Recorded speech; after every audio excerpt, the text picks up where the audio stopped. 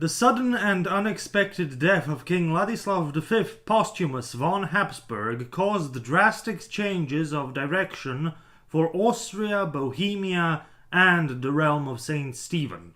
The king's demise halted the civil war in the realm of Saint Stephen before it really began. The supporters of the late regent and war hero János Hunyadi rose up in revolt after the king ordered the execution of Hunyadi's son Ladislav for imprisoning and threatening the monarch and the murder of the prominent magnate Ulrich of Celje. But without the king, there was no cause for revolt. In Austria, Ladislav V's possessions were taken over by his cousin, Holy Roman Emperor Frederick III, who also proclaimed himself as Ladislav's rightful heir to his other realms, and Frederick still had possession of the Holy Crown of Hungary. But Frederick was facing problems in Austria, which was divided between Frederick, his brother Albert VI, and their cousin Sigismund. Albert started up a fight with Frederick over the possession of Austria and even managed to get Frederick kicked out of Vienna. Frederick was only saved by an army from Bohemia and a knight called Andreas Baumkircher. Things resolved when Frederick's incredible luck struck again. His brother Albert suddenly died in 1463 and Frederick secured rule over Austria. But I digress. For the realms of Saint Wenceslas and Saint Stephen, the succession was not clear. The closest relations to Ladislav V were his sisters Anna and Elizabeth. Anna was married to William von Wettin, a Landgrave of Thuringia, second son of the Prince-Elector Frederick I of Saxony. This choice was out of the question, as the estates of the realms did not exactly want another German princeling on the throne, and the Landgrave didn't see much benefit in antagonizing both the Holy Roman Emperor and the King of Poland-Lithuania. Anna's sister Elizabeth was the wife of King Casimir IV of Poland-Lithuania. Casimir IV was brother to the late Vladislav III of Poland-Lithuania and first of Hungary and Croatia, who died at the Battle of Varna in 1444. Casimir and Vladislav were sons of King Vladislav II of Poland-Lithuania and his fourth wife Sophia. But Vladislav II was first married to Hedwig d'Anjou, daughter of King Louis I the Great of Hungary, Croatia, and Poland. So Casimir had several connections of varying strength that bolstered his claim. Although interested in claiming the thrones of both Bohemia and the realm of Saint Stephen, King Casimir IV was busy fighting the Teutonic Knights in the north of his realm. The estates of the realm of Saint Stephen would be the first to choose a new king. Initially, some of the notables pushed for Frederick III, others for Casimir IV. The problem of both candidates was that the estates did not want the realm to be bound by other realms' politics. There was also the looming prospect of civil war or even a succession war breaking out, and destabilizing the realm did not seem like a good idea with the Sultan peeking over the fence. But then a third candidate was suggested. The leader of the Hunyadi faction, Michael Szilágyi, János Hunyadi's brother-in-law, proposed the election of his 14-year-old nephew, Matthias Hunyadi, as king of the realm of Saint Stephen. That option found support in the leading men of the late King Ladislav's government, Palatine Ladislav Garai and Nicholas of Ilok. Matthias would also enjoy popular support among the minor nobility due to the reputation of his father. And electing a native king would keep the realm independent of foreign politics.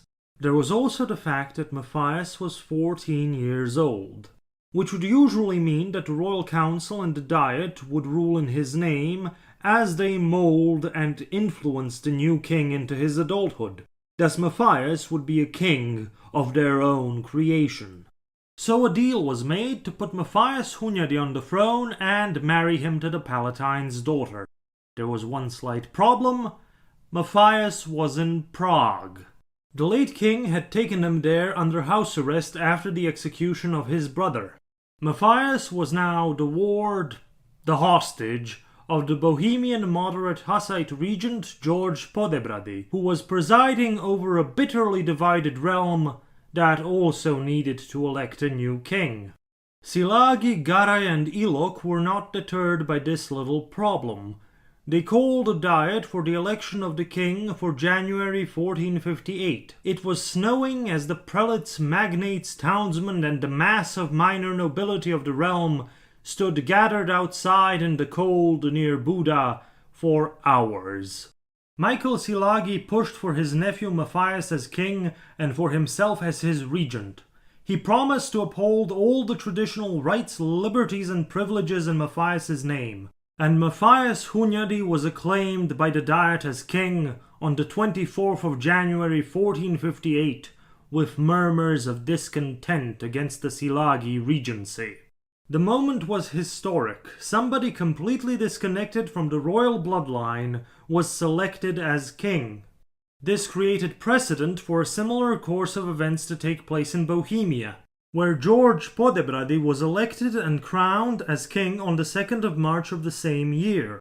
Podebrady promised to honor the 1436 Hussite Catholic compacts that ended the Hussite Wars. As a moderate Hussite himself, he would not push for a return of property to the Catholic Church that was confiscated by Hussites. However, he would face opposition from the majority Catholic estates of Moravia, Silesia, and Lusatia. But while Podebrady was setting his election into motion in January and February, the young king-elect of the neighboring realm was still in Prague Castle. Matthias's old tutor Ivan Vites, the Bishop of Varad, a prominent diplomat of the realm of St. Stephen, was sent to get the king-elect out of this precarious situation. Vites was largely responsible for Matthias receiving one of the finest educations in Europe at the time. The young king-elect spoke several languages and devoured books on almost every subject. With Vites's help, Matthias made a deal with Podebrady. He agreed to pay back Podebrady for his guardianship and agreed to marry Podebrady's daughter, Catherine, sealing an eternal alliance between the two kingdoms, soon to be ruled by two parvenu kings. Conveniently, Catherine's dowry was almost the exact same sum as Matthias's ransom. Matthias was handed over on the Hungarian-Bohemian border on the 9th of February 1458. On the 14th of February, in the church of Our Lady of Buda, Matthias I was enthroned as King of Hungary, Dalmatia, Croatia, etc.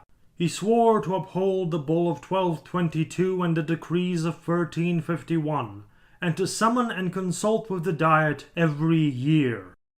Matthias was of course not crowned because the Holy Crown was still in the hands of Frederick III.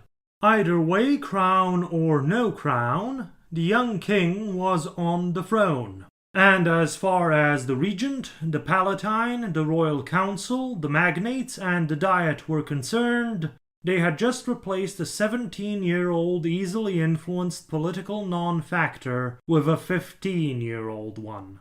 They thought that they had just got themselves a few extra years to do as they pleased. They had absolutely no idea that they had just created what they would consider to be a monster. The usual story when it comes to child monarchs is that the regent and or advisors impose their own rule over the realm, manipulate the monarch, exploit the regency for personal gain, and attempt to keep the monarch away from power for as long as possible. What happens with King Matthias I Hunyadi is highly unusual, because within weeks of his enthronement, Matthias sacks Palatine Garay and follows that up by ousting the regent, his own uncle, Michael Szilágyi. Garay was replaced with Matthias's supporter, Palatine Michael Orsag, one of the former 7 captains of the realm of 1445, who served with Matthias's father. Soon after ousting Palatine Garay, Matthias told his uncle, the regent, to resign. He would be given the perpetual Ispinate of Bistrice, the former hereditary title of János Hunyadi, and a few other estates for his services. After initially resisting, Szilágy was soon enough convinced to accept the resignation. Within his first year on the throne, Matthias had rid himself of the regency that put him on the throne in the first place. The king proceeded to have the royal council raise an arguably illegal extraordinary tax, without first consulting the Diet, in order to raise a mercenary force to fight the Bohemian Hussite raiders in the north, the Ottomans in the south, and Friedrich III to the west. The king's new mercenary force grew as the years progressed and became the so-called Black Army. The Black Army was Matthias's strong arm of internal rule and his main force for external conflict. And it was very expensive. The king's power grab was followed by Gara and Szilágy conspiring to overthrow Matthias in 1459. The ousted Palatine summoned a so-called Diet made up of other dissatisfied parties, among whom were our old friends Nicholas of Ilok and Jan Žižkara, who up until now was a supporter of the claim of the Polish king Casimir IV. This so-called Diet declared Frederick III von Habsburg as the rightful heir to the realm of St. Stephen and began a revolt against Matthias. But the revolt stopped very soon because Garay suddenly died. Szilágy surrendered and reconciled with Matthias, only to die a year later, captured and killed by the Ottomans. The other participants were punished with minor land confiscations and granted pardons, except for Žižkara, who continued to fight in the name of Frederick III, who was now supporting Žižkara against Matthias, while at the same time Matthias was supporting Frederick's brother Albert against Frederick, while both of them fought each other. Aside from Žižkara causing problems, Matthias was now secured in his power and enjoying support from every estate. Matthias placated the magnate families with appointments to the majority of positions on the royal council, along with other councillors that favored his policies of reform and centralization, like the new chancellor, Bishop Ivan Vitez, and Palatine Orsag. Over time, new blood was injected into the council, like the Zapolya brothers, Emmerich and Stephen, the up-and-coming Báthory family, and even a few ennobled commoners. The clergy supported Matthias partially because of his efforts to restore property that was illegally seized by the nobility during the decades of chaos preceding his rule. Another part of the clergy's support was the privilege granted to the monarch of the realm of St. Stephen at the Council of Constance to nominate, to effectively appoint, clerical office holders. Matthias began appointing loyal young clerics to lifelong appointments, even though in some cases they did not necessarily meet the qualifications. At the start of his reign, Matthias also enjoyed the support of Pope Pius II, who ascended to the chair of St. Peter the same year Matthias did to his throne. Pope Pius was also good friends with Matthias's chancellor, Bishop Ivan Vitez. They became good friends during the anti-Ottoman diplomatic efforts in the early 1450s, when the then Bishop Piccolomini was working for Frederick III. The royal cities and urban areas supported the king as a matter of course. It was their nature to do so, as the crown was the only guarantor of their liberties against the pretensions of the nobility and in some cases the church. But Matthias won the royal cities over by handling their affairs separately without the interference of the other estates. You see, at the Diet, the around 30 royal cities with usually around 60 representatives didn't have much influence. There were hundreds of self-representing magnates, 100 or 2 representatives of noble municipalities and representatives of church institutions, and hundreds upon hundreds, if not thousands, of self-representing minor nobles. Matthias, of course, enjoyed the support of the minor nobility. He was their elected native king of their own creation, the son of a hero of the realm who will keep them safe from the Ottomans and protect their ancient rights, liberties, and privileges. So of course, at the Diet, they retroactively approved his extraordinary tax, especially after Matthias promised never to do it again. The support that Matthias enjoyed allowed him to begin implementing reforms. The judicial reforms specifically are an important part of Matthias's legacy. The old system of several high appeals courts was centralized into one royal supreme court under justices appointed by the king, while the system of lower courts was reformed. The courts were presided over by appointed magnate judges, but staffed by salaried, educated minor nobles and commoners. The reforms struck at the judicial power of the magnates and local power holders, who could no longer run the judiciary as they saw fit. They were now directed by the king's new, educated professionals. This meant that the lower nobility and common folk suffered fewer abuses in the judicial system.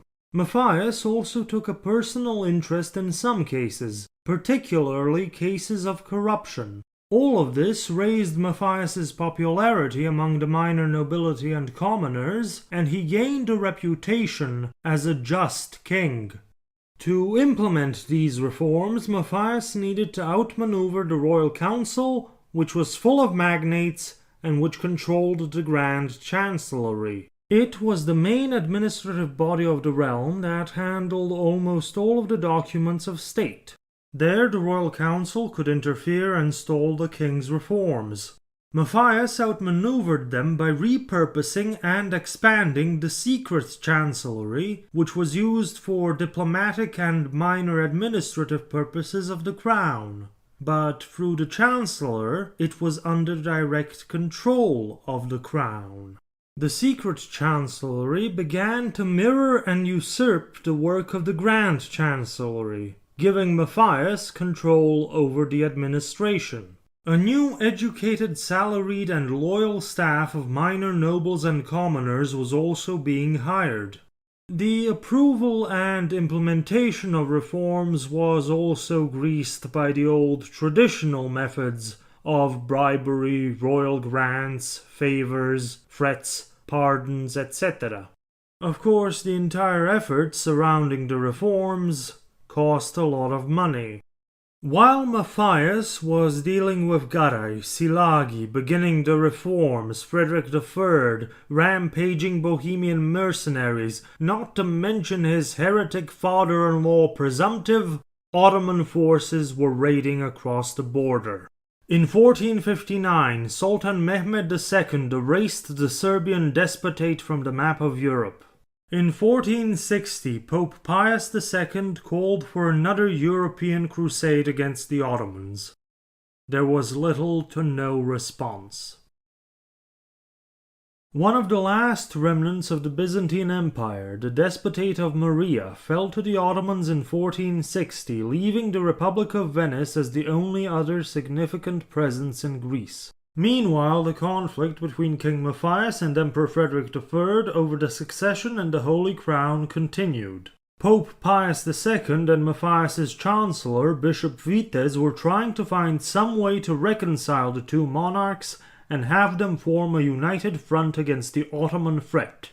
An added problem were rising tensions between Matthias and the Hussite king George Podebrady of Bohemia, because of the raiding Hussite mercenaries in northern Hungary who tended to run for safety across the Bohemian border. There was also the fact that Podebrady was trying to make friends with Frederick III, thinking that an alliance with the Holy Roman Emperor would protect the Hussite king from any Catholic efforts to overthrow him. Naturally, Matthias began to see Podebrady as a potential threat.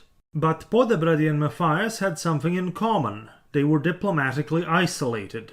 As parvenu royalty, they had no siblings or cousins at other European courts to contact and conduct diplomacy with. Their lack of royal pedigree made even opening diplomatic relations difficult, and Podebrady had the added difficulty of being a heretic to the rest of Europe. With no other options, the two upstart monarchs decided to finally seal the previously agreed upon alliance with Matthias's marriage to Catherine Podebrady in 1461. The same year, a crisis erupted around Bosnia. King Stephen Tomašević ascended to the Bosnian throne after the mildly suspicious death of his father Thomas. Per the new king's request, Pope Pius dispatched a delegate, Nicholas of Modrus, to perform the coronation. What followed was a very sternly worded letter from King Matthias to Pope Pius, objecting to the unauthorized coronation of a traditional vassal. Chancellor Vitez and Nicholas of Modrus attempted to do damage control, and they got Matthias to begrudgingly promise to help the King of Bosnia in case of an Ottoman attack. Things looked up for Matthias in 1462. Negotiations opened up with Frederick III, and Jan Jiskra submitted himself to Matthias's service. A large portion of Jiskra's mercenary army joined the king's Black Army, significantly swelling its numbers and expenses. Matthias gave Jiskra some estates, and surprisingly, Jiskra lived out the rest of his life in Matthias's service and is presumed to have died peacefully at his estates around the year 1470, while the rest of his old Bohemian mercenary bandits were dealt with through a campaign of mass hangings. Meanwhile, in 1462, Prince Vlad III Tepes the Impaler was kicked out of his domain of Vlachia and replaced by his brother Radu III, an Ottoman puppet. Vlad III fled to Transylvania and was imprisoned on the order of King Matthias, presumably to be used as every other prince of Vlachia before, as a proxy in the conflict against the Ottoman Sultan. Around the same time, the Ottomans were building two great naval fortresses on the Dardanelles, leading to a drastic deterioration in relations with the Republic of Venice. Long story short, after the fall of Constantinople, the Venetians and the Ottomans found common ground in thrashing the Genoese, leading to Venice gaining many lucrative concessions in Ottoman territory. When the fortresses on the Dardanelles were built, all passing ships were stopped, searched, taxed, or destroyed. This, combined with more taxes, customs duties, and seizures of Venetian concessions, meant that the Sultan was readying for war. In April of 1463, Ottoman forces attacked the Venetian fort of Argos, beginning a 16-year-long war. In May of 1463, Sultan Mehmed II marched into Bosnia. King Stephen Tomašević was assured by Nicholas of Modrus that Matthias would be coming to his aid. Matthias's army did begin a march southwards, but it was either too late or Matthias stopped the army at the border and waited. The King of Bosnia and his court were very quickly captured by Sultan Mehmed, who demanded the complete surrender of the entirety of the kingdom, which was ordered by the captive King Stephen Tomašević. Almost all of the castles opened their gates to the Sultan's army, and the majority of the kingdom of Bosnia fell to the Ottomans within a few days. But because of the defiance of those that did not open their gates, Mehmed had Stephen Tomašević decapitated. Puppet kings were installed to nominally rule over Bosnia, but they were insignificant and were soon gotten rid of.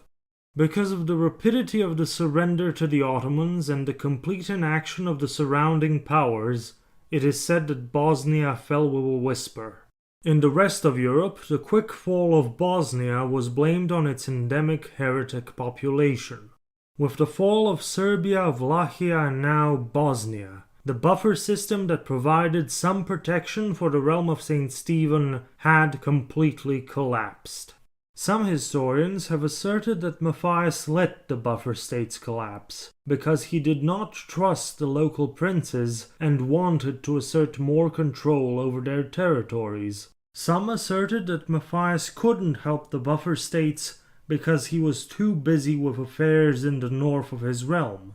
But while those do form parts of a bigger picture, I tend to agree with the notion that at the time, Matthias realized that he could not win against the Sultan's army in a direct engagement. At best it was an unfavorable gamble, at worst it was suicide. No matter how well trained or experienced it was at this point in time in the early 1460s, Matthias's army is still too small to fight the Sultan alone.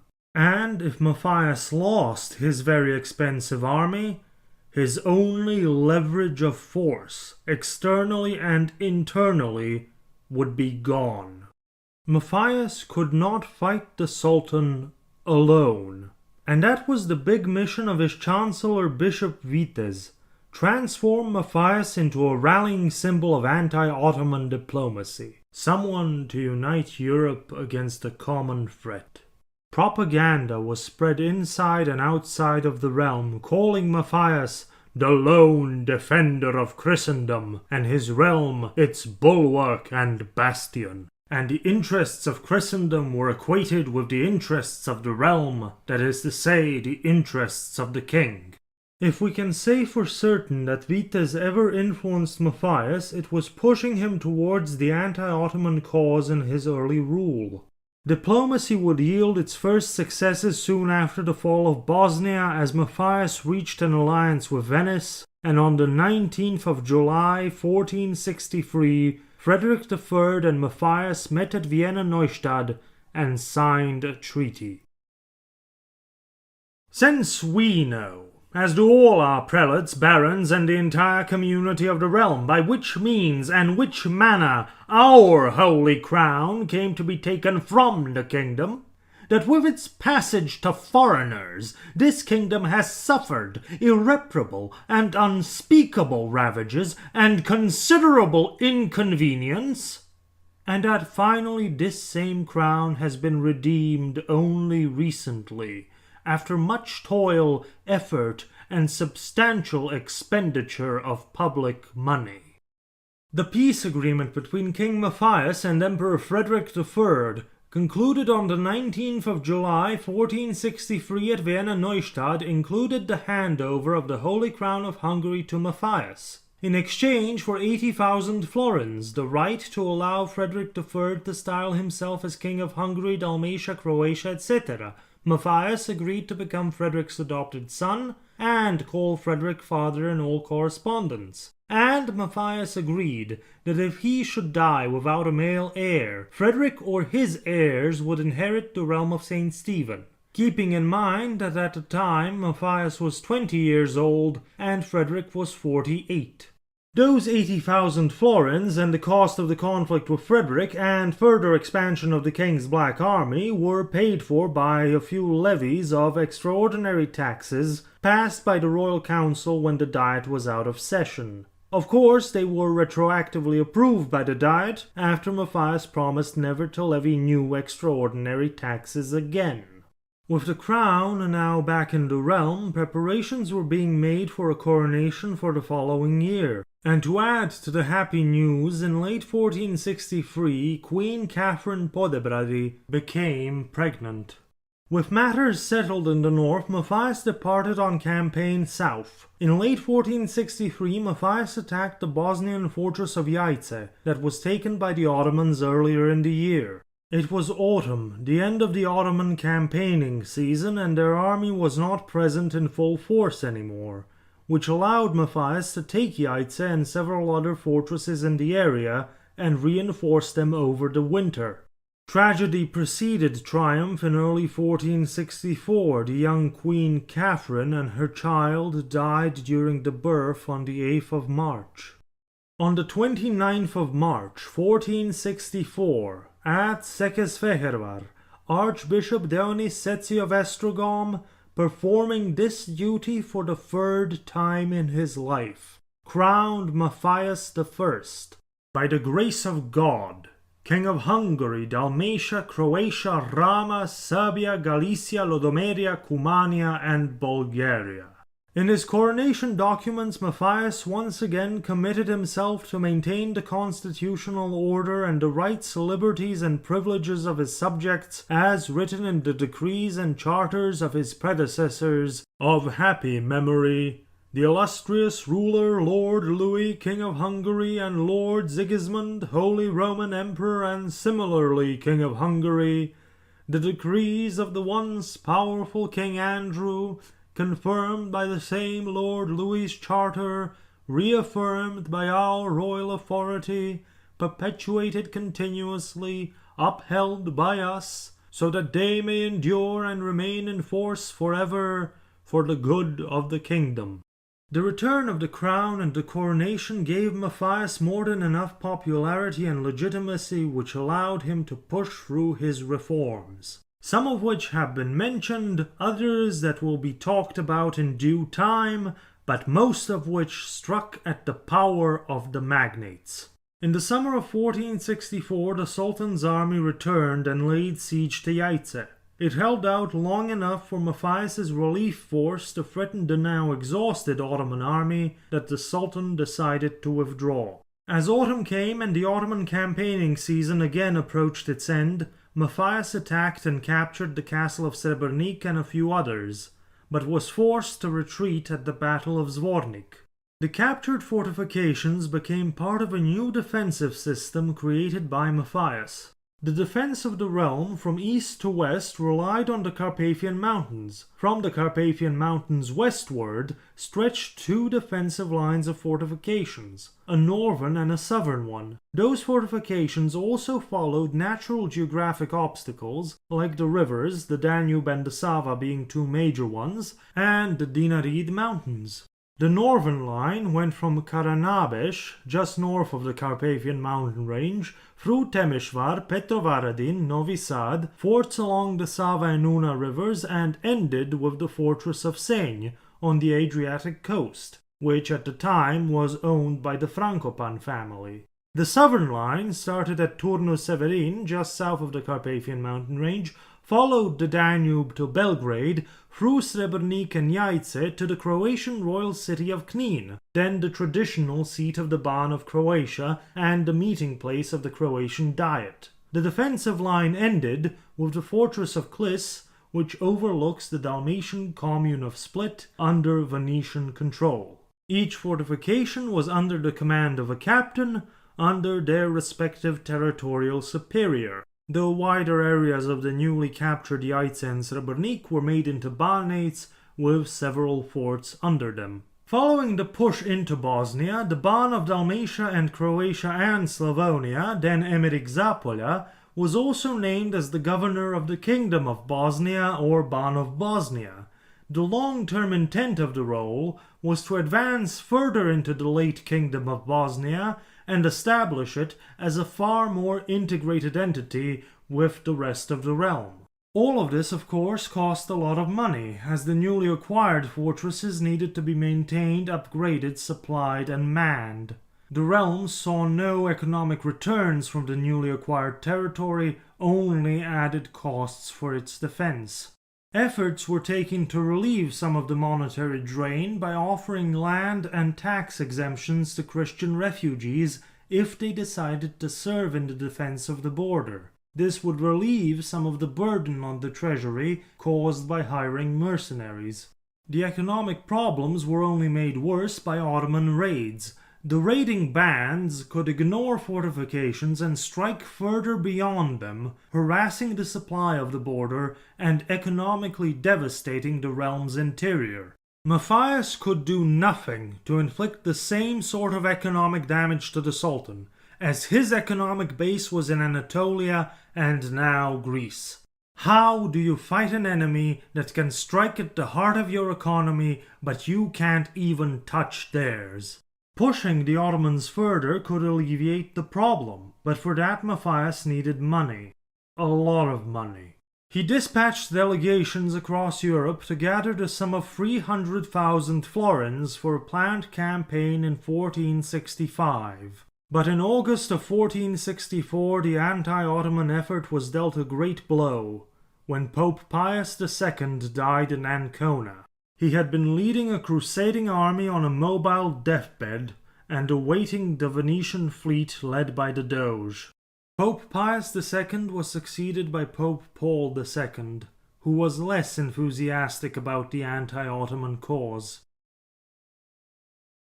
Archbishop Donizetti of Esztergom died in 1465. He was succeeded by Chancellor, now Archbishop Ivan Vitéz of Esztergom. But as Vitéz rose to the highest clerical rank in the realm, his anti-Ottoman ambitions derailed, crashed, and burned.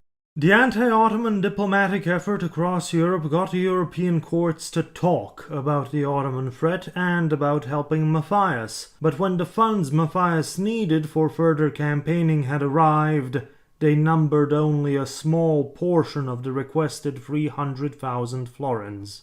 Most of the money that was sent came from Venice and the papacy, who at the very least saw the realm of St. Stephen as their shield against the Ottomans. Emperor Frederick III promised to send money. Some of it arrived eventually. The diplomatic failure was partially due to the apparently grandiose style of diplomacy. The delegations sent to beg for money didn't look like they needed it. Another part of the problem was that Matthias became the victim of his own success. By proving he could win against the Ottomans, he made the problem less urgent.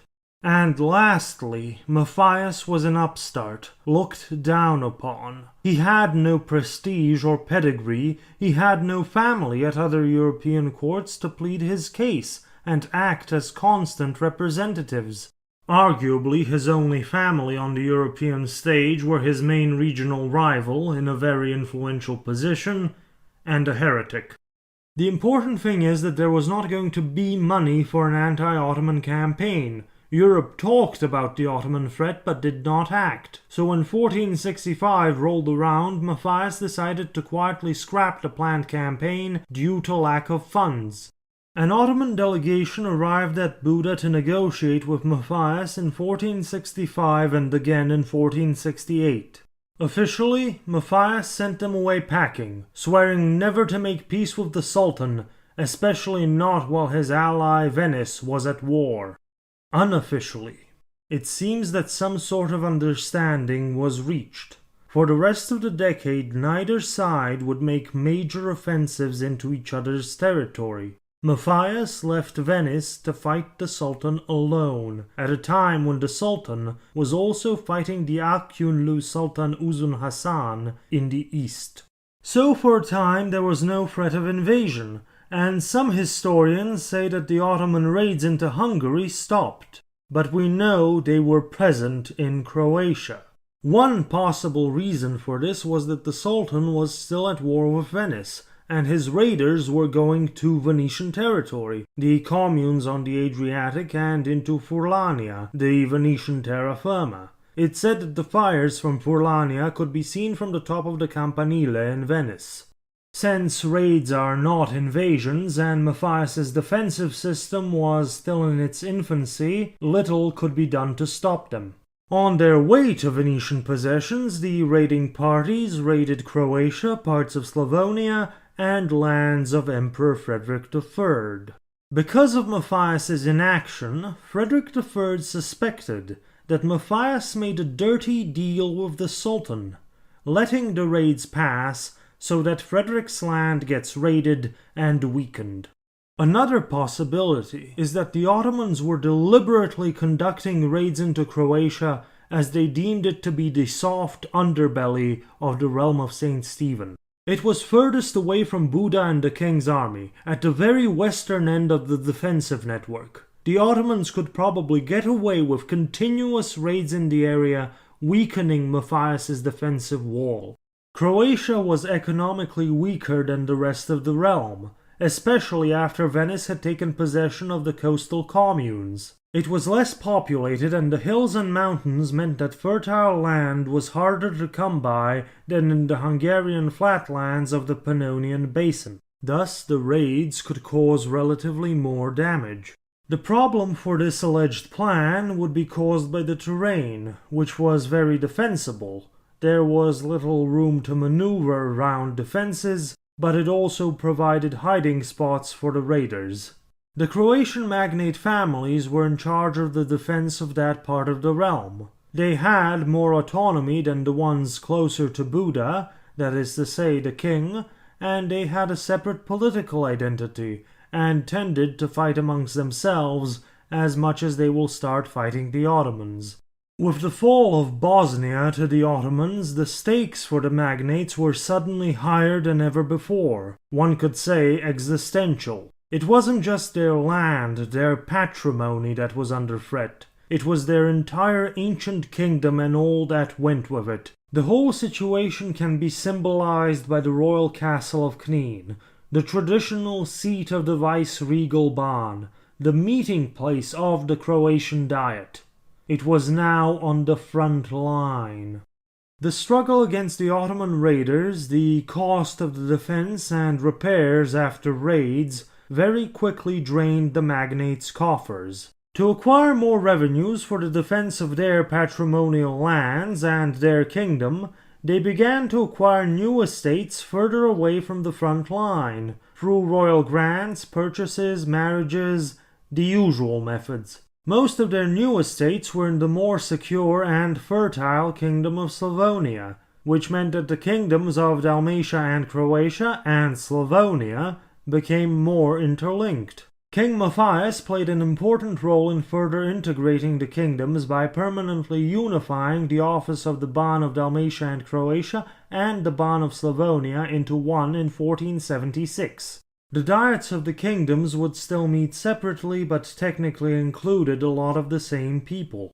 As the raids into Croatia and Slavonia intensified in the following decades, Matthias also granted the estates of Slavonia the privilege of only paying half taxes so that they could spend more money on defense directly. Another way the autonomously minded Croatian magnates secured funds and support for the defense was by pleading with the Pope, the Republic of Venice, or the Holy Roman Emperor, and this did not please King Matthias at all. Venice wanted several possessions on the East Adriatic coast. It wanted to complete its collection of Adriatic islands by taking the island of Krk, the home of the Frankopan dynasty. Venice also wanted the royal fortress of Klaić, which overlooks the commune of Split. In fact, in the early 1460s, the wife of the then Ban of Croatia signed documents selling Klaić to Venice after her husband was captured by the Ottomans. But Venice asked Matthias if the fort was actually for sale several times, to which the answer was no every time. In 1469, a crisis began around the fortress of Senj. Stephen Frankopan asked both Venice and Frederick III for support after a series of Ottoman onslaughts. Venice sent troops to reinforce the fortress. Matthias, upon hearing the news and fearing the loss of a key fortress to either Venice or Frederick III, sent the army to take the fort under royal control and away from the Frankopan family for good. Venice left the fort before the king's army arrived to take control. Ironically, Senj was one of the possessions Venice probably didn't want to directly control, as then they would have to pay for its defense. And we're going to end today by mentioning the Republic of Ragusa, Dubrovnik, which had secured its safety by paying tribute to the Ottoman Sultan, and as a loyal vassal paid tribute to King Matthias, thus acquiring the protection of both against the Republic of Venice. They also provided diplomatic and intelligence information to all sides. There's an old saying in Dubrovnik, "Sa svakim lipo, s nikim iskreno." Be nice to everybody, honest with nobody. The originator and protector of this right and just system is not the law, but the king, who is neither slave to the law nor its instrument, who stands above the law and presides over it. Or so says the character of King Matthias in the work of Aurelio Lippo Brandolini, where a fictional Matthias debates the virtues of his kingdom against those of an Italian communal republic. Brandolini was one of Matthias's Italian humanist courtiers from later in his rule. Matthias began his rule already educated in the Italian pre-Renaissance humanist style. A lot of the credit for this goes to his tutor Ivan Vites, who provided Matthias with one of the finest humanist educations outside of Italy. Matthias's second marriage to Princess Beatrice of Naples in 1476 was also a big contributor to the spread of new influences and ideas from Italy. During his rule, Matthias tried to fill his court with equally educated courtiers, advisors, and officials, but because there was no domestic university to recruit from, the vast majority of them were foreigners, to the great distress of the estates of the realm. But at the beginning of his reign, amongst the most important of Matthias's advisors were Ivan Vites and his nephew Janus Pannonius. Pannonius was born in the Kingdom of Slavonia. He studied at Ferrara and Padua, travelled throughout Italy before returning to the realm to serve in the clergy and Matthias's state apparatus. He was made the Bishop of Pech. One of the big projects of King Matthias, Pannonius, and Vites was an attempt to establish a university within the realm. It would not only spread Italian humanist-style education and learning to the realm, but would also be a domestic educational system for the king's new officials.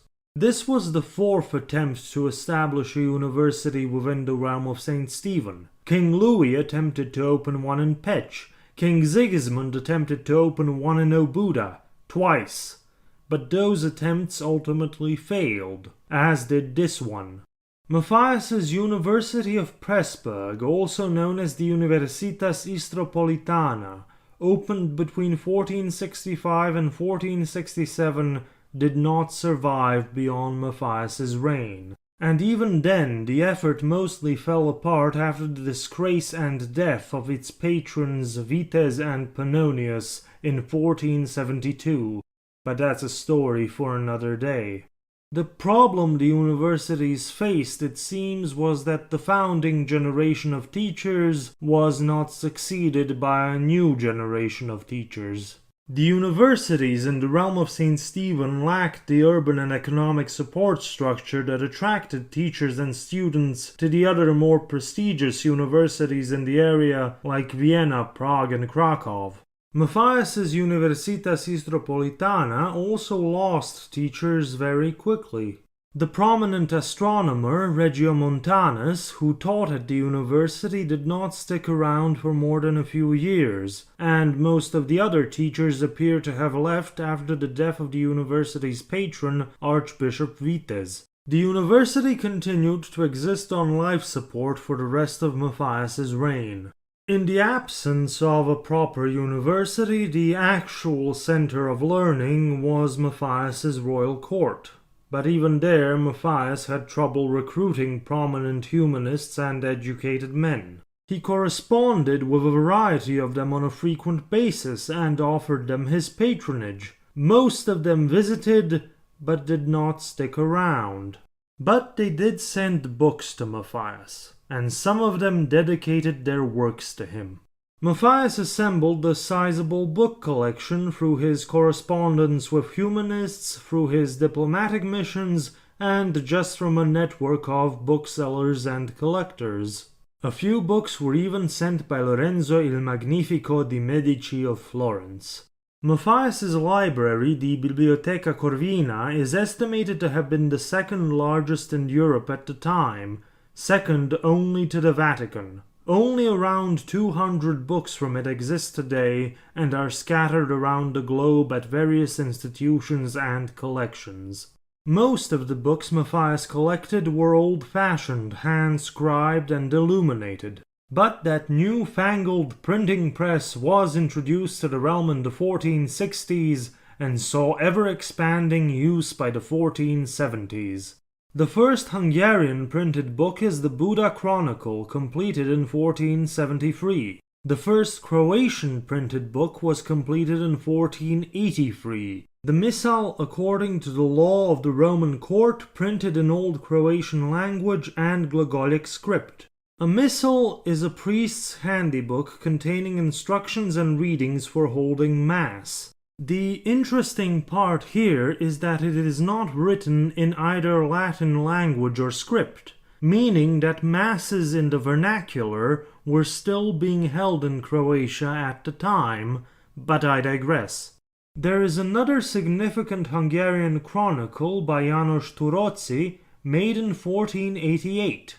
It asserts that Hungarians are descended from the Huns, and that the Huns are descended from the ancient Scythians who had the tradition of electing their native kings.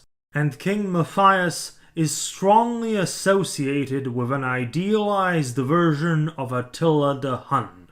Another of Matthias's courtiers, Antonio Bonfini, wrote about Matthias's heritage and attached the name Corvinus to Matthias because of the raven on the Hunyadi's family crest, but also asserted the Hunyadi family descent from the allegedly ancient Roman Corvini family.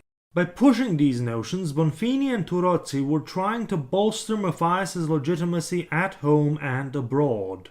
And they weren't the only ones. The humanists that did come to Matthias's court are described with the words second-rate and sycophantic, although I would argue that a lot of others tended to ingratiate themselves to their patrons. There was also another problem with attracting educated courtiers and keeping them in the realm. It wasn't just the lack of a prestigious university or underdeveloped urban areas or the increasingly overbearing patron and his entourage of sycophants. The problem was the culture of the entire realm. Janus Pannonius wrote about how he regretted leaving Italy, describing the realm of St. Stephen as a barbaric land, where Virgil's lyre would break and Cicero would be stunned into silence. The vast majority of the magnates and the nobility of the realm, that is, the most influential, were illiterate. They expected priests and other educated people to read and write for them. Being literate went against the societal role and ideals of the warrior nobility at the time. It wasn't their job. Their job was to fight. But it's also important to mention that the lower nobility was too poor to afford an education, while the magnates, who opposed the king, embraced their illiteracy, probably as a form of protest, although the generations that followed them did become literate. But this generation of opposing magnates did mock the king and his entourage for reading all day. Again, it also didn't help that a lot of the educated people around the king were foreigners. Lastly, Matthias had the royal palace in Buda and the royal castle in Visegrad renovated in new Renaissance styles. The works overseen by Chiamenti Camica of Florence and Giovanni Dalmata of Trogir. Now, all of this, the renovations, the patronage, the books, the university, all of that, were only a small portion of Matthias's expenses. I think it's about time we look into the realm's finances. It is estimated that the realm's revenues at the end of the reign of King Ladislav V could only cover 1/3 or 1/4 of Matthias's yearly expenses. They were dominated by the costs of the Black Army, which along with additional defense expenditures made up well over 3/4 of Matthias's expenses. And if the Black Army was not paid, things could turn nasty. The rest of the money was spent on administration, reforms, diplomacy, Matthias's book collection, and cultural and educational endeavors, etc. The realm was not in a good economic position to cover all those expenses. It suffered from a severe lack of developed urban areas, those densely populated concentrations of economically active people selling, buying, trading, producing, consuming, banking, etc. The growing cities were the economic engines of Italy, France, England, Burgundy, Austria, Bohemia, not forgetting the many populous and ancient cities under the Ottoman Sultan. While in the realm of St. Stephen, the cities were too few and too small. Their development was stunted because of the last few decades of feudal dominance, and many emerging urban areas close to the border also failed to develop because of Ottoman raids. Not to mention the fact that the lucrative Dalmatian communes on the Adriatic coast were lost to Venice decades ago.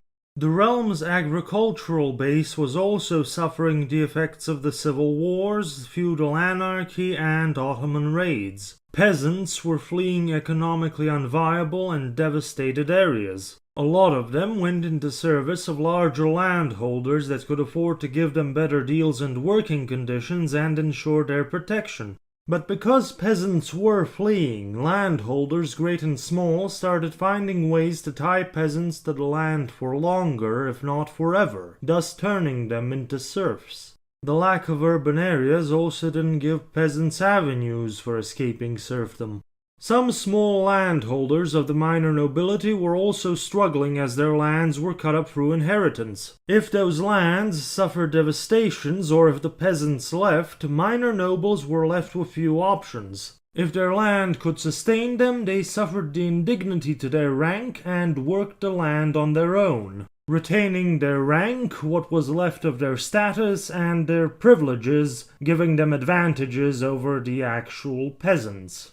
But if their land could not sustain them, they were forced to sell, and by selling, lose their noble rank and status. After selling, they often joined the peasantry on the new owner's land. It cost them everything, but it kept them alive. These emerging problems were noticed even during János Hunyadi's regency in the 1450s, and both him and later King Matthias issued guarantees of rights to protect the free peasants. Matthias also provided an avenue of escape to struggling nobles through salaried service at court, with the potential of gaining new land.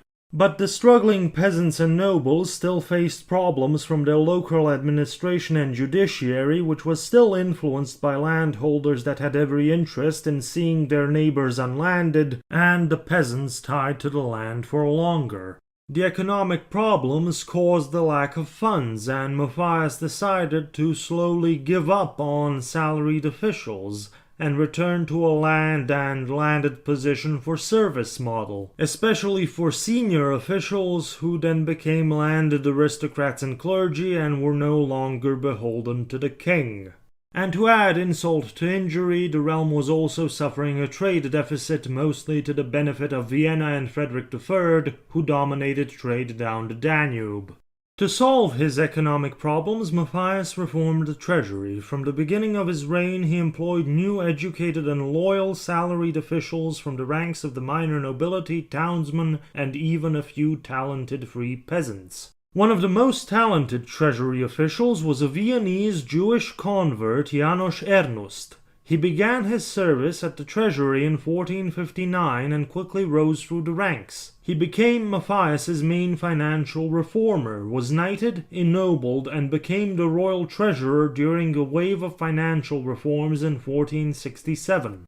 Matthias filled the treasury through the already mentioned extraordinary taxes, which were so rare and extraordinary that Matthias only levied them once or twice a year. In his 32 years on the throne, Matthias levied around 40 extraordinary taxes. They were of course all approved by the Diet, retroactively or otherwise, after Matthias promised never to levy them again.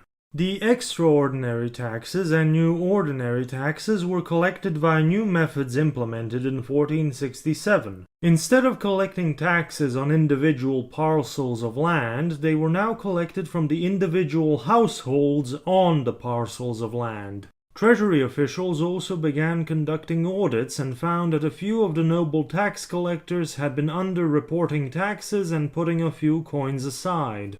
The Treasury also found ways to circumvent or effectively revoke legal exemptions to taxes, tolls, and customs duties enjoyed by the clergy and nobility, who of course felt that all of this violated their rights as guaranteed in the Bull of 1222. Matthias also angered the estates in another instance when, in exchange for their approval of new taxes, he freed the estates from some of their military obligations to the crown, but then revoked the subsidy they received from the crown for the military service they no longer performed. The crown also relied on the income from the sizable Hunyadi family estates, which Matthias sought to expand. For this he made use of the provision from the 1351 decree that said that the crown inherits the land of extinct noble families, and he found legal ways to clip the distant branches of family trees in order to direct the inheritance towards the crown. Matthias was putting in a lot more effort into acquiring money than his neighbors were, while the Sultan was making a lot more money with even less effort. The treasury looked for new sources of income, pulled teeth and searched under every cushion to provide Matthias with as much money as possible. But that effort was exhausting Matthias's reputation, his legitimacy, and the realm's economy. The financial policies, the perceived violations of constitutional rights that the king promised to uphold, along with the king's reliance on the very costly Black Army, began to cause discontent among the estates in the Diet. In response, Matthias abused his power to dissolve and summon the Diet, shortening the sessions and extending the gap between them, breaking his promise to summon the Diet on a consistent yearly basis. The violations, the broken promises, and the blatant abuse of power made even Matthias's closest advisors fear that their king was turning into a tyrant. It is ironic that Matthias's efforts to secure his realm and his rule were eating away at both his political and economic foundations. But people were not blind to this at the time. Preparations were being made by Matthias to solve his economic and political woes through military means, controversially not aimed at the Sultan. But first, Matthias's financial reforms of 1467 caused a revolt to break out in Transylvania, which was also suffering from growing divisive economic and political disparity within its own estates. The Voivodate of Transylvania was an autonomous region in the realm of Saint Stephen, considered to be a part of the Kingdom of Hungary. Its autonomous status was preserved because of its geography and diverse population. It was also the silver mining center of the realm. The estates of Transylvania were internally divided between three so-called nations: the Saxon burghers in the cities, the Transylvanian nobility, and the Shekel warriors. The Shekels lived in the eastern Transylvanian border region and preserved their special status by acting as border guards. They also formally had their own representative at the royal court, the Count of the Shekels, although most of the time it was just an additional position given to the current Voivode of Transylvania. Within their own group, the Shekels considered themselves traditionally equal to each other. That is until the growing economic disparity became very evident in the 1460s. Richer Shekels were buying land off of poorer Shekels and turning them into their peasants or serfs. Rich Saxons and rich Transylvanian nobles also engaged in similar practices within their own nations and in areas where the nation's territories overlapped. Seeing this happen, a lot of the Shekels demanded protections of their traditional rights and of the equal status within their own nation. This came in the form of a Charter of Liberties issued by the King and the Diet of Transylvania in 1466. Things fell apart the very next year when the Estates of Transylvania declared a revolt against King Matthias because of the new taxation system. The revolt was also encouraged by Prince Stephen III the Great of Moldavia. Part of the rebelling estates was also motivated by 3 generations of resentment towards the Hunyadi clan. They considered them upstarts and outsiders who came out of nowhere to undeservedly dominate Transylvania, and Matthias's father and uncle had a history of local conflicts. Part of this was also the suspicion that Matthias's grandfather was a likely convert to Catholicism from Eastern Orthodoxy, and even after 3 Catholic generations, some in Transylvania considered the Hunyadis to be schismatics. When the estates declared their revolt, they elected their current 3 joint voivodes as leaders, but before they could assemble the Transylvanian armies, Matthias's army showed up and captured them. A lot of the rebels ran away and the voivodes begged the king for mercy. Matthias spent a good part of 1467 sitting in judgment over rebels in Transylvania.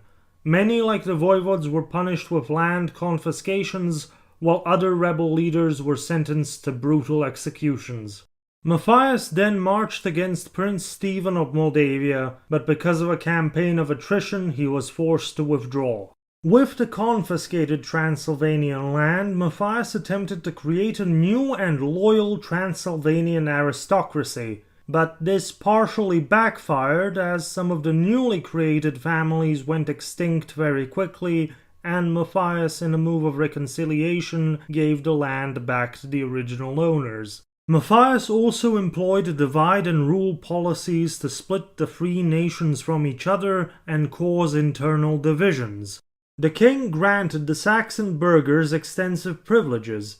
He created for them a count of the Saxons at court. They were given rights to effectively discriminate and exclude members of the other two nations from Saxon institutions, and allowed the Saxons to rule over members of the other two nations on Saxon land. In 1473, Matthias issued a decree which stratified the shekel warriors by wealth, recognizing the actual state of affairs on the ground rather than a traditional ideal of equality. The top class were shekels who could equip their own soldiers, the next were those who could afford to serve as cavalry, then those who could afford to serve as infantry, and then those who could afford to be peasants or serfs. Matthias was not the only one dealing with an eruption of internal unrest. At the same time, his former father-in-law, the Hussite king George Podebrady, was facing growing and vocal opposition from his Catholic estates. Podebrady had tried to deal with the Catholic opposition by pushing back against extreme Hussites and by appealing to the papacy to tell his Catholic subjects to abide by the confessional compacts that ended the Hussite wars 30 years ago.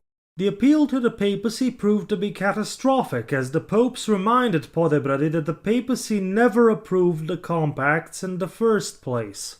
To make things worse, relations with Emperor Frederick III were also deteriorating. In a desperate move to save his throne, Podebrady pushed a diplomatic initiative for a general European peace or alliance where everybody in Christendom agrees to not attack each other. This idea appealed to Universalist Catholic, Humanist and anti-Ottoman circles, but it was an idea proposed by a heretic in a very desperate situation. In 1466, Pope Paul II gave the final push to the Catholic estates in Bohemia by declaring Podebrady dethroned and calling for a crusade to liberate Bohemia from a heretic king. In 1467, the Catholic estates of Bohemia rose up in revolt and gathered to elect a new Catholic king. Their first choice was Casimir IV of Poland, but he refused. Apparently, Podebrady had brokered a deal with him, naming Casimir's son Vladislav as his heir. The Catholic estate's next choice was the Margrave of Brandenburg, who also refused. And then finally they offered the throne of Bohemia to King Matthias of the realm of St. Stephen, who the Pope was strongly suggesting was the right choice from the start. Matthias, of course, accepted, but the hesitation in offering Matthias the crown was due to his developing absolutist tendencies in his own realm. Any bond that did exist between Matthias and Podebrady was already broken when Queen Catherine Podebrady died in 1464, and Matthias may have played some part in encouraging the papacy to trigger the events in Bohemia. Matthias had already given up on the grand anti-Ottoman alliance, and he lacked the money to finance his war machine to fight the Ottomans on his own. He also needed money to secure his rule at home. Acquiring Bohemia could go a long way in securing new revenues. Bohemia was safe from Ottoman raids. It had lucrative farmlands and mines, but most importantly, it had developed urban areas. By some estimates, Prague had a population that numbered around half of the whole urban population of the realm of St. Stephen. The crown of Bohemia, that is to say the prince-electorship of Bohemia, could also bring Matthias closer to a potential grander prize, the imperial throne and the potential imperial revenues. And a war against the common enemy and military victories could also unite the realm behind Matthias. So in 1468, in the words of Bonfini, in order to rule in peace, Matthias made war abroad. Internally, there were objections to this drastic change of direction northwards, but Matthias justified his actions by equating the interests of the crown with the interests of the realm and of Christendom. He said that for the sake of Christendom, he would fight both the Bohemian heretics and the Ottoman infidels.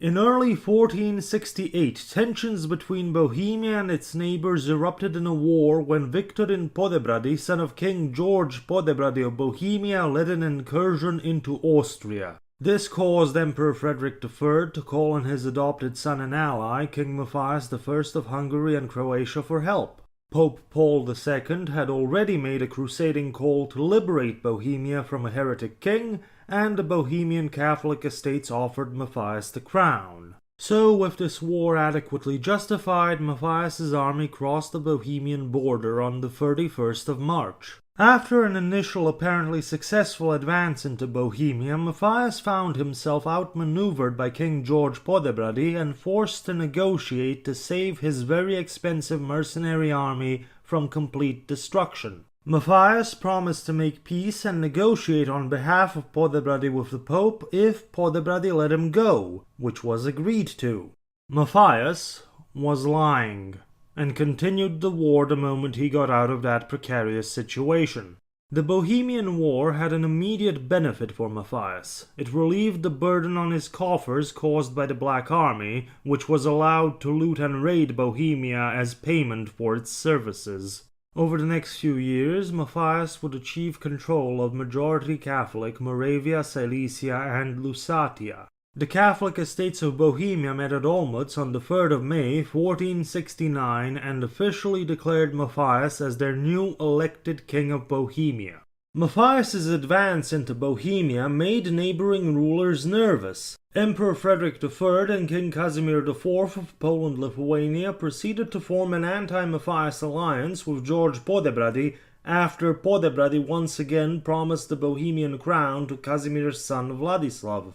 To try and avert a larger war, Matthias and Frederick met at Vienna to negotiate in 1470, but the talks went nowhere. The two already had reasons to not trust each other. Frederick had not delivered the promised monetary support to Matthias for the Bohemian and Ottoman fronts, and Matthias believed Frederick was funding his internal enemies. On the other side, Frederick suspected Matthias was deliberately allowing Ottoman raids to reach Austria, and suspected that Matthias was funding an ongoing rebellion in Styria. That rebellion just happened to be led by the same Andreas Baumkircher who saved Frederick III during the conflict with his brother in 1462. Baumkircher's revolt ended in 1471. One story goes that Baumkircher was tricked by Frederick and his men in Graz. He was granted immunity for negotiations until the Vespers bells rang, before which he had to leave the city. The bells just happened to ring an hour early, and Baumkircher was then arrested and beheaded. Higher power interceded into the Bohemian conflict on the 22nd of March 1471, when King George Podebrady suddenly died. As was agreed to, the 15-year-old Catholic Polish Prince Vladislav entered Bohemia proper without an army and was elected as king by the majority moderate Hussite estates of Bohemia at the Diet in Kutna Hora. After pledging to respect the will of the Bohemian Diet and the Hussite Catholic compacts, Vladislav was crowned in Prague on the 22nd of August. The Pope refused to recognize Vladislav as king, who was seen as a Catholic associating with heretics, and still pushed the Catholic estates towards Matthias. Interestingly, Victorin Podebrady, who was captured early in the war, entered Matthias's service soon after the death of his father, but I digress. With Vladislav's ascension, the conflict entered a new phase. Matthias was no longer fighting a heretic Hussite king, but a Catholic Polish prince. On the home front, Matthias's position was already on shaky ground. The estates of the realm of St. Stephen were willing to tolerate the increased taxes, the Black Army, the reforms, and the abuses of power, as long as it was tied to the anti-Ottoman cause. The estates were not exactly in favor of a protracted war against Bohemian heretics, but they definitely did not support a war against another Catholic prince. It was perceived that Matthias was spending a lot more money and time on this self-aggrandizing invasion of Bohemia instead of on the Ottoman front. Matthias's closest advisor, Chancellor Archbishop Ivan Vites, stood up in the royal council already in 1470 and informed the king that the realm was no longer willing to spend money or spill blood for another state. The king slapped Vites in front of everyone present. This and Vladislav's ascension were the drops that made Vites's glass overflow. While on campaign in Bohemia in 1471, Matthias was informed of a captured courier carrying secret messages between his vassals. They were preparing a conspiracy to overthrow him. The conspiracy was led by Archbishop Vites and his nephew Bishop Janus Pannonius. It allegedly included other allies and appointees of Matthias like Emmerich and Stephen Zapoля, Bishop Oswald II of Zagreb and his brother Ivan, former Ban of Croatia. Magnates like Nikola Sovilok and other high-ranking members of the Hungarian and Croatian estates were also implicated. It is alleged to have included all but 9 of the 70 to 80 royally appointed Ispans and Jupans of the realm. The plan was to stage a coup, overthrow Matthias, and invite Prince Casimir of Poland, another son of King Casimir IV, to take the throne. After learning of the conspiracy, Matthias left the Bohemian front and rushed back to Buda as fast as possible. When he got there, he kept the fact that he knew of the conspiracy hidden and became extraordinarily amicable towards the royal councillors. The magnates and the prelates of the council were showered with gifts and compliments for their service and loyalty. Around this time, Nikola Sovilok was named the new king of Bosnia in vassalage to Matthias. Then Matthias summoned an extraordinary diet of the realm. When it assembled, he reassured everyone of his coronation oaths and his love and devotion for the constitutional order. He promised to again summon the diet on a regular basis. He promised to ask the diet for permission and listen to their advice on all relevant matters. He promised to stop hiring foreign officials and commanders and cease raising illegal taxes. The Diet could only answer back with acclamations of support for their sovereign. The man just told them everything they wanted to hear. This was once again their elected king, the son of a hero of the realm, protector of their rights, liberties, and privileges, their defender from the Ottoman menace. However, Vites and Pannonius were not fooled, and they had gone too far to turn back now. In September of 1471, printed pamphlets flooded the realm, calling for Prince Casimir, the natural lord and heir of Hungary, to dethrone the tyrant that usurps the royal title. Soon after, Casimir crossed the border with his soldiers and Janus Pannonius opened the gates of Nitra to them. There they waited for a large rebellion to begin, led by Archbishop Vites. It didn't. Matthias had marched to Estrogom, put Vites under house arrest, and stripped him of all his offices of state. Prince Casimir soon went back to Poland, and Pannonius fled for safety. His ally, Bishop Oswald II of Zagreb, found him refuge in the castle of Medvedgrad, overlooking the two rival towns of Zagreb. Both Vites and Pannonius died of an illness in 1472. Vites was succeeded by Archbishop Johann Beckenschläger, a completely different man from his predecessor. He was a far more corrupt politician and warrior than an intellectual priest. Matthias was far more lenient with other suspected conspirators, keeping their implications in the treasonous conspiracy as blackmail to be used at a convenient time. The king kept none of his promises he made to the Diet. After the Vites conspiracy was dealt with, Matthias returned to campaign in Bohemia. But while he was away in Bohemia in 1473, Ottoman raids crossed the entire border. The Sultan had finished the war with Uzun Hasan in the east and was turning his armies westwards. The Bey of Smederevo breached the border in 1474 and sacked Varad or Rada, facing little resistance. Matthias and the majority of the army were still in Bohemia in a very uncomfortable situation, besieged by 3 allied armies in Breslau or Wroclaw in Silesia. But the large allied army was not in a good position either. It was suffering severe supply issues made worse by Matthias's light cavalry raids. The result was a stalemate with both sides losing to attrition. On the 8th of December 1474, a truce was agreed to and a long process of peace negotiations began. Matthias and his army were now free to return home and reinforce the Ottoman border. The voivode of Transylvania, Blaise Magyar, was sent to help Prince Stephen of Moldavia fend off an invasion led by the Begler Beg of Rumelia in 1475, defeating him at the Battle of Vaslui. Even with the king's return and the defences being reinforced, the estates of the realm were not happy that the king appeared to be more concerned with Bohemia than taking the fight to the Sultan. They demanded that the king either use that very expensive mercenary army that the realm was paying for an offensive, or that he disband the Black Army, lower taxes, and rely on the nobility for his military, as was the traditional order of things. The nobility were willing to swear even more extensive military obligations to the crown if Matthias rid himself of the Black Army and lowered taxes. Matthias refused.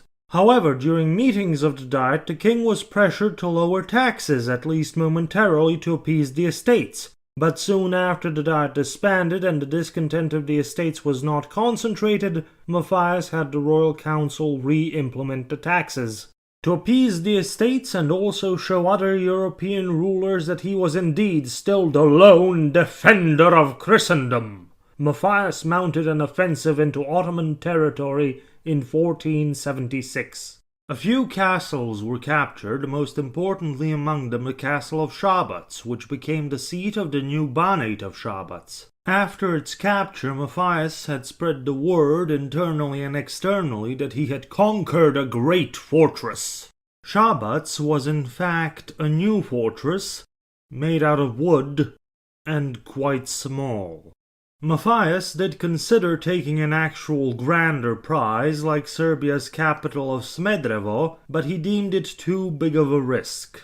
The Black Army had grown over the decades, but Matthias appears to have still considered it insufficient to take on the Sultan's forces in an offensive campaign without risking its existence.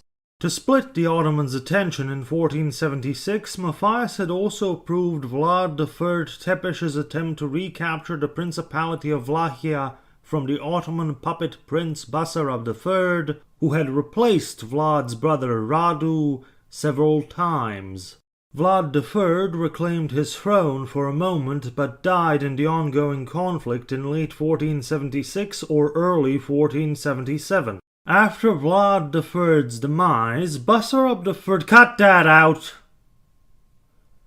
Basarab III recaptured the principality. Basarab III was succeeded by his cousin Basarab IV, who was succeeded by Vlad III's younger brother Vlad IV, and they were all effectively Ottoman vassals. The year 1476 also saw Matthias betrayed by another primate of the realm. Archbishop Johann Beckenschläger of Esztergom had defected to Frederick III. Matthias was left fuming as he could do nothing about it. His attentions split between Bohemia and the Ottomans. All of these events also coincided with 2 marriages. One was in late 1476 between Matthias and Princess Beatrice of Naples. This was Matthias's long-awaited recognition from other European monarchs. There's an assumption that this alliance with Naples indicated Matthias preparing to take back the Dalmatian coast from Venice, and or that Matthias had Italian ambitions. But again, there were other things that needed to be taken care of first. The other marriage had been the subject of talks between Emperor Frederick III von Habsburg and Duke Charles the Bold of Burgundy. But those talks were often halted because of the fluid diplomatic situation between Burgundy, the Swiss Confederacy, and the House of Habsburg. Duke Charles the Bold died on the 5th of January 1477 near Nancy in battle against the Swiss, leaving his only surviving daughter Mary the sole inheritrix of all his incredibly lucrative possessions. So in early 1477 a race to marry Mary started. King Louis XI of France began encroaching on Burgundian territory with the force of his armies, trying to force Mary to marry his son Charles. But Mary married her other suitor, one who, as the story goes, came with no army or money. The son and heir of Emperor Frederick III, Maximilian von Habsburg, 2 years her junior. The two fell in love, and as young lovers do, they began fighting the French together. The acquisition of Burgundy, especially the lucrative Low Countries, became a great economic boon to the House of Habsburg, and is another example of Frederick III's almost extraordinary luck that will have repercussions through the centuries. This very lucky turn of events for Frederick III coincided with a very unlucky one. A lull on the Ottoman front in 1477 allowed King Matthias to put Vienna under siege, and convinced Frederick III to reconsider his refusal to recognize Matthias as King-Elector of Bohemia. The Bohemian War ended with peace agreements achieved in Olmütz in 1478 and 1479. Matthias and Vladislav were both recognized as kings of Bohemia, but only Vladislav had the right to not call Matthias as such. Bohemia was partitioned between Bohemia proper under Vladislav and Moravia, Silesia and Lusatia under Matthias. Bohemia could be reunited following the death of one of its two rulers. If Vladislav died first without heir, Matthias would inherit Bohemia proper. If Matthias died first, Vladislav would inherit the rest of Bohemia, but only after paying 400,000 florins to Matthias' successor. There's a funny story about that, but that's for another day. Emperor Friedrich III agreed to recognize both of them as prince-electors and promised to arrange Matthias' recognition as such from the other imperial princes. With external issues settled, King Vladislav was faced with Bohemian and domestic matters. With a Catholic king on the throne again and the Bohemian Catholic estates resurgent, the Hussites feared that their rights would be taken away and their property reclaimed by the Catholic Church. In this anti-Catholic atmosphere, another riot broke out in Prague in September of 1483. Like 64 years before, the Catholic city councillors were defenestrated and the king was forced to recognize the new Hussite councils. But this time, the situation did not escalate. The new generation of Bohemian estates had grown tired of the conflict of their parents and grandparents, and the new king was not imposing his will upon the estates. These factors made reconciliation possible. At the Diet of Kutna Hora of 1485, the estates agreed to abide by the compacts of 1436 for 31 more years. This was extended to eternity in 1512, and eternity lasted until 1567, but that's a story for another day. As Matthias was negotiating peace in Bohemia in 1479, there were successes on the Ottoman border. The Voivode of Transylvania, Stephen Batory, and the ennobled commoner commander Paul Kinigi defeated a large Ottoman army at the Battle of Kenyermetso, while on the other side of the realm a large group of Ottoman raiders returning from Styria were intercepted by armies of the Croatian magnates. The same year, Venice concluded a separate peace with the Sultan. The Republic of San Marco lost more of its possessions in Greece, the Aegean, and Albania, and had to pay the Sultan 10,000 florins a year for trading rights. King Matthias was of course not happy about the Venetian separate peace. He was even less happy when informed that secret messengers from the Croatian magnate Ivan Frankopan were caught conducting secret diplomacy with the Sultan. They were caught by Matthias' secret messengers sent to conduct secret diplomacy with the Sultan.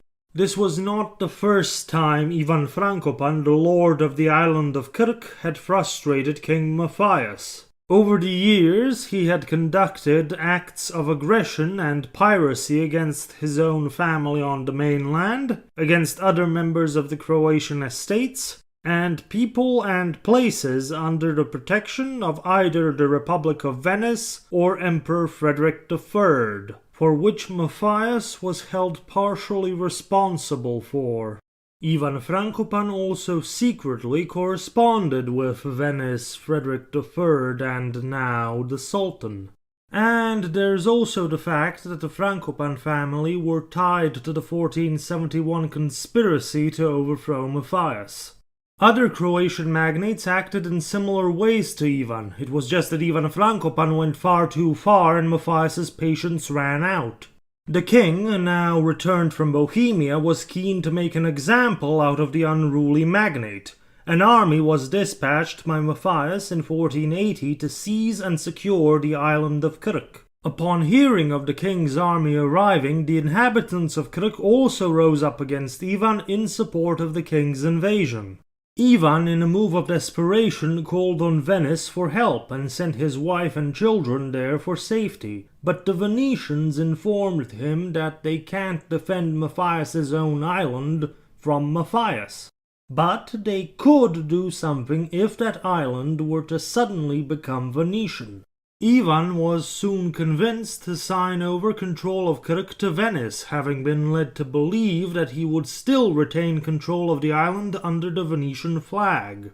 Venice reinforced and blockaded the island, Matthias's army was forced to withdraw, and the local revolt was calmed by the change of management. Almost immediately, Venice had altered the deal with Ivan Frankopan and replaced most of his administrators on the island with their own. The now former Lord of Krk was forced into exile, having been flim-flammed out of his family's oldest possession. Ivan Frankopan spent the rest of his life trying to persuade the rulers he had irritated to help him reclaim Krk. He died in exile in 1486. Ivan Frankopan's folly turned the king's attention towards the unruly Croatian and Slavonian estates in 1481. King Matthias saw an opportunity to set an example and to test out and demonstrate the extent of his power and authority over the estates of his realm. Palatine Michael Orsag and the Judge Royal Stephen Batory were dispatched to Zagreb to set up an extraordinary Palatinal criminal trial. Charges of robbery, murder, rebellion in 1471, and treasonous communication with the king's enemies were brought against members of the Croatian and Slavonian estates. To name a few, the Frankopan, Šubić-Zrinski, Blagajski, Kurjaković magnate families, the Bishop of Zagreb, Oswald Tuz, and his brother former Ban Ivan Tuz. They were all pronounced guilty of all charges and sentenced to death and confiscation of all property by the crown. However, there was one very important aspect to this trial. None of the accused and convicted were there. King Matthias did not want to eradicate the Croatian estates. He wanted to demonstrate a carrot-and-stick style of rulership for the entire realm. The criminal charges were the stick, the royal pardon was the carrot. All of the convicted were soon enough granted pardons in return for either land, money, or support for the king's policies. On the other side of the Adriatic in southern Italy in 1480, Sultan Mehmed II's forces captured the city of Otranto, thus managing to unite the disparate states of the Italian boot in one goal, pushing the Ottomans out of Otranto. As the son-in-law to the King of Naples, King Matthias also sent a portion of his army to participate in the siege. Sultan Mehmed II died in 1481 and was succeeded by his son Bayezid II. After a short succession battle with his brother Cem, Bayezid broke the last significant pockets of resistance in Ottoman-controlled parts of Bosnia and Herzegovina, while in Italy the united Italian Christian forces took back control of Otranto and returned to their discord. Matthias and Bayezid appear to have reached some sort of truce agreement in early 1482, because at the time Matthias feels safe enough to finally turn up the heat on the Cold War with Frederick III by laying siege to Hainburg. Matthias put in diplomatic efforts to limit the war by claiming that he wasn't attacking the Holy Roman Emperor, just the Archduke of Austria. Matthias and Bayezid signed a formal truce in 1483, leaving Matthias free to conduct his war with Frederick III, and Bayezid free to deal with Prince Stephen of Moldavia, who without external support submitted to Bayezid in 1484. On the 1st of June 1485, Matthias reached his zenith. He and the Black Army triumphantly entered Vienna, and Frederick III lost the seat of the House of Austria for the second time in his life. The war with Frederick ended in 1487 after the fall of Vienna Neustadt. With the Peace of Sankt Pölten, Frederick handed over Styria and Lower Austria to Matthias. But while Matthias may have bested Frederick on the military field, Frederick III bested Matthias in the diplomatic and political arena. Even though Frederick was unable to get the imperial princes to help him with military means, in 1486 the imperial prince-electors, sans Matthias, elected Frederick's son Maximilian as the new king of Germany, effectively heir to the empire, quashing any and all imperial hopes Matthias may have had. And to add insult to injury, Frederick III made the traitorous and defective Archbishop of Esztergom, Johann Beckenschläger, the new Prince Archbishop of Salzburg. The House of Austria would also survive the loss of most of its Austrian territory thanks to the bountiful resources provided by the Burgundian inheritance of Maximilian's now late wife Mary. Even though Maximilian was having a little trouble maintaining control of the Low Countries in the name of his son. Matthias apparently did try and offer Styria and Lower Austria in exchange for the imperial title, but the Habsburgs were secure enough not to have to consider the offer. While his army waged a war of sieges against his oldest rival, Matthias also had to focus on domestic matters, primarily the succession and his legacy. Long story short, Krk wasn't the only island Venice had acquired through an odd set of circumstances. In 1468, the King of Cyprus married a Venetian noblewoman, Caterina Coronaro, who became Queen Regent in 1473 and Queen Regnant in 1474, after the death of her son. She abdicated in favor of the Republic of Venice in 1489. Matthias's marriage to Queen Beatrice of Naples resulted in many benefits for Matthias. It gave him recognition by other European rulers, it gave him access to the European diplomatic network, it gave him the spread of early Italian Renaissance styles and education at his court. Beatrice also gave Matthias a few friends and family in need of employment. The most infamous among them being her 8-year-old cousin Hippolyte d'Este, who was appointed as the new Archbishop of Esztergom in 1487. Pope Innocent VIII said that the appointment will not be fully valid until Hippolyte turned 18. This sort of appointment was sadly not unusual for the late 15th century Catholic Church, as the churches, abbeys, cathedrals, and even the College of Cardinals were effectively turned into nurseries for the younger children of European noble families. But I digress. What the marriage to Queen Beatrice did not give Matthias was little royal princes and princesses. As Matthias approached the age of 40 and began suffering from a variety of illnesses, he became very concerned about the succession. After 6 years of marriage and no children to show for it, and in spite of the Queen's insistence that she will produce an heir and more, Matthias opted for a drastic measure. For you see, in the early 1470s, on one of his trips to Vienna, Matthias fell in love with an Austrian burgher's daughter named Barbara, whom he took as his mistress. In 1473, a son was born to Barbara named John. Matthias provided John with the finest education and prepared him for a career in the church. Matthias expected that his 1476 marriage with Beatrice would result in offspring, but he lost his patience in 1482 and recognized the 9-year-old John Corvinus as his son. Matthias made John the Duke of Liptov and announced his intent to make John his heir. What Matthias was now asking the estates to do was close to impossible. He was asking them to recognize an heir to the throne born out of wedlock with an Austrian commoner. The estates were not inclined to recognize an upstart bastard son of a German nobody as their future king. With John's prospects of succession not looking great, Matthias needed to start stacking the deck in John's favor. He decided to load up John with as much land and estates as he possibly could, in order to secure him financially, militarily, and politically. He first gave John the inheritance of his grandmother, Elizabeth Szilágyi, who died in 1483. Then, between 1484 and 1487, Matthias made his worst abuses of power. He used any excuse he could find. He threatened, imprisoned, exiled, pardoned, and in one case even had a man executed, all in order to confiscate land and then hand it over to John. To solidify John's position further, Matthias attempted to marry him to Bianca Sforza of Milan, but Queen Beatrice's interference put a stop to that plan.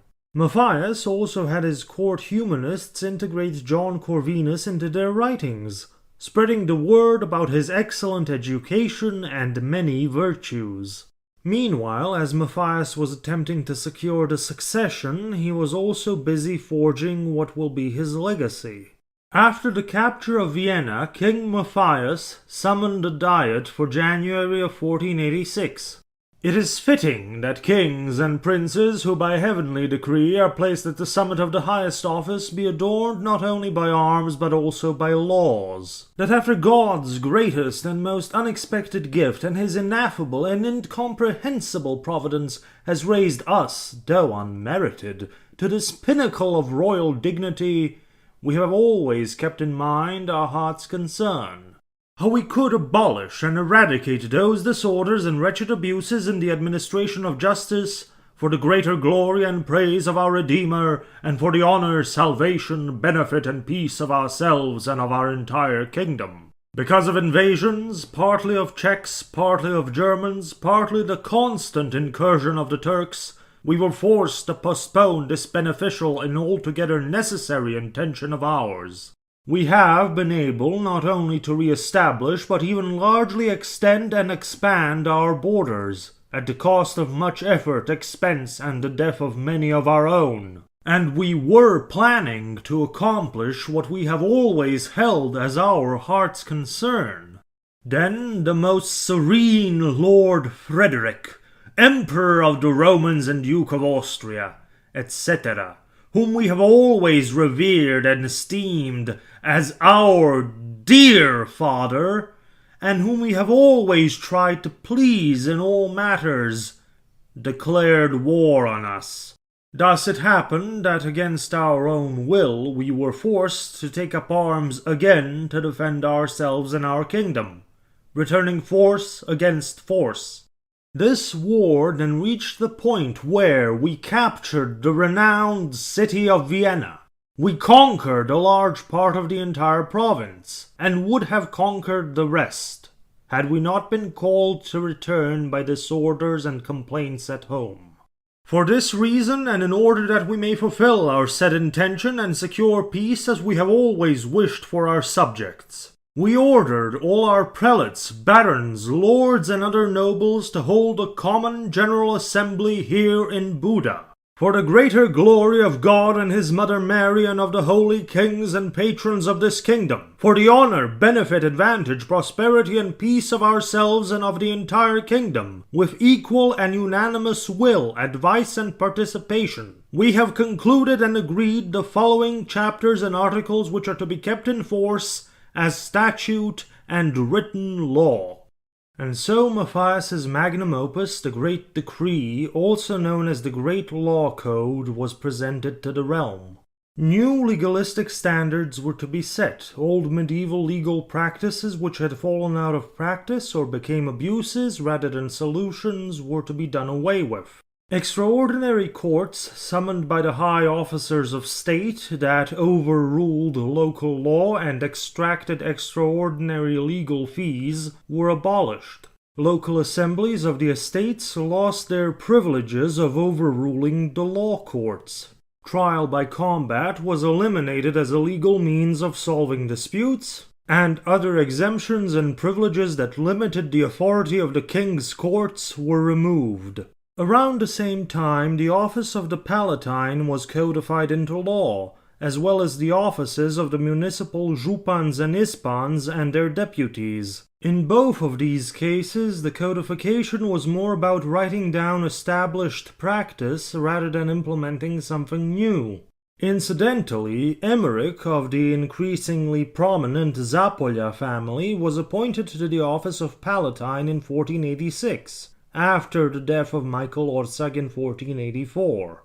Orsag was probably the last living member of the 7 captains of the mid-century crisis. The other prominent member of the group, our old friend Nicholas of Ilok, Matthias's appointed king of Bosnia, had died in 1477, but I digress. In the last years of the 1480s, Matthias wanted to come to a new agreement regarding the succession with Frederick III. The agreement from 1463 now haunted Matthias, and it was almost assured that Frederick III and his son Maximilian were going to press the Habsburg claim to the realm of St. Stephen if Matthias were to die without a legitimate heir. In one instance, Matthias offered Frederick the Austrian lands he had conquered in return for Frederick and Maximilian recognizing his illegitimate son John Corvinus as king of the realm of St. Stephen, and an imperial prince. In another instance, Matthias offered Frederick the following terms.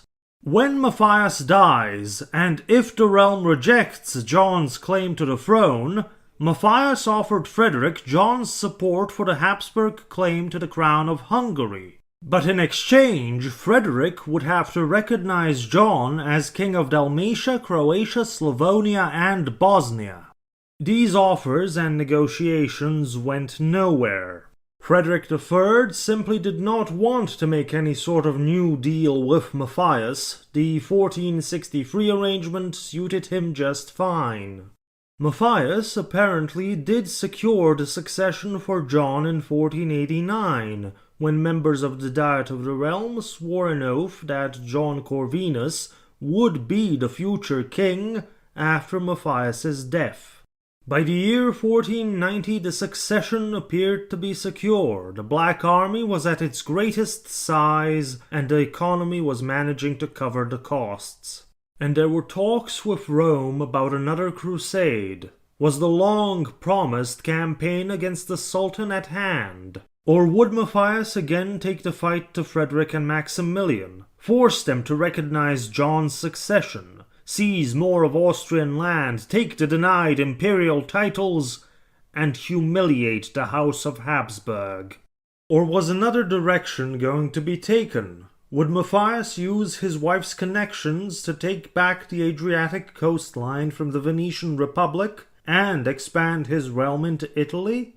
In the spring of 1490, after a feast in Vienna, Matthias fell ill, and on the 6th of April, Matthias I Corvinus Hunyadi, by the grace of God, King of Hungary, Dalmatia, Croatia, Bohemia, Rama, Serbia, Galicia, Lodomeria, Cumania, and Bulgaria, Prince of Austria, Duke of Styria, Silesia, and Luxembourg, Margrave of Moravia and Lusatia, died at the age of 47. When word of his death spread in the realm, the common people were said to have exclaimed, "Matthias is dead, justice is dead." For as much as his taxes and wars weighed heavy, Matthias provided a sense of justice and the rule of law. Stories spread in folklore of good King Matthias, who travelled the realm in disguise, punishing evildoers. We can only imagine the reaction of the 75-year-old Emperor Frederick III, who had outlived his much younger rival. It seems that the House of Austria had beaten the odds yet again. When word of Matthias's death reached Florence, Matthias's old correspondent Lorenzo il Magnifico di Medici is said to have said, "Matthias is dead. Books will be cheaper now."